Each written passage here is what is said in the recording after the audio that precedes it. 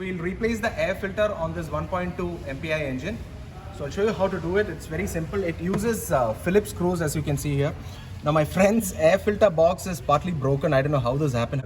So as you can see, you will find these Phillips head screws here.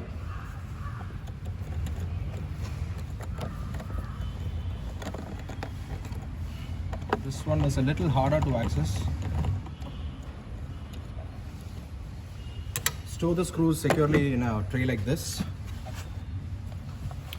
The air filter box is out. Take out the old air filter. It's in a fairly decent shape, I would say. It's not really dirty, but then again, his car has not seen a lot of kilometers.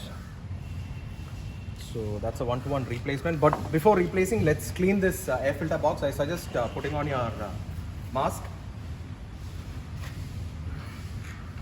Use a leaf blower.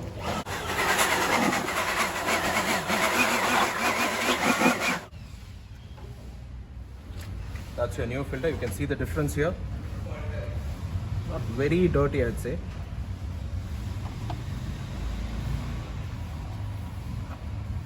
Open the box, lay the filter below, and it sits snug with this rubber grommet on the outer covering here. So just put it back, secure the screws back. The downside is I have this top cover separately, otherwise you would have, although they've given a part number, I think you get this as a complete assembly. So that was simple. You don't have to remove any of this hose clips and all that to dismantle the air filter box. It's just the 4 screws and it comes off easily. And it's very simple compared to replacing the air filter on the 1.6 TDI engine, where you don't have to do a whole lot of circus to get the filter element out. So I guess that was simple. Thank you for watching.